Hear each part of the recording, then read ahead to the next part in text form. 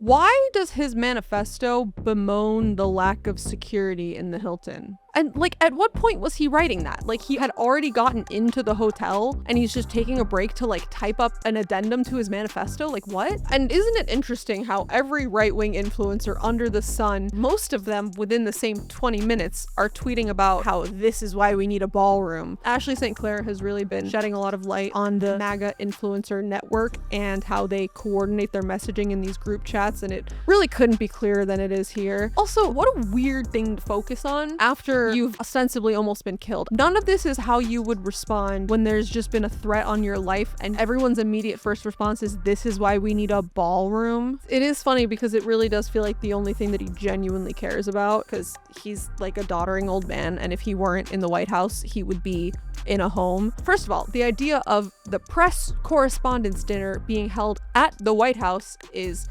insane. Besides that, the ballroom is reported to have a max capacity of 1350, which, sorry, dog whistle? So black people make up 13% of the American population. Oh, 1350, my favorite. Yes, exactly. The Hilton has a max capacity of about 4,000 and there were like 2,600 people.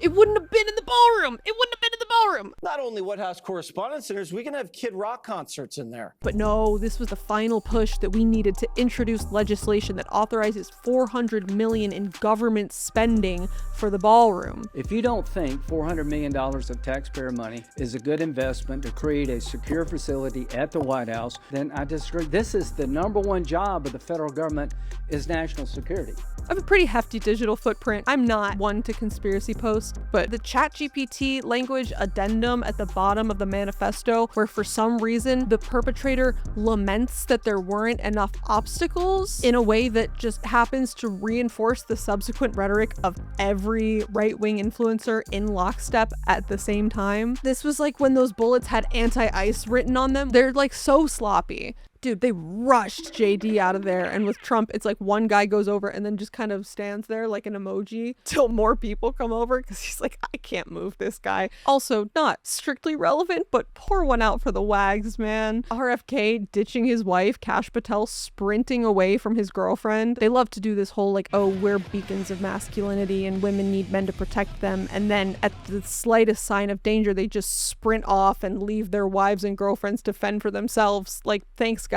I just find them so reprehensible and so pathetic. Also, why is only Kash Patel excluded from the list of targets? What's that about? At one point I had a theory on this and it has left my brain. Sound off in the comments because I don't know.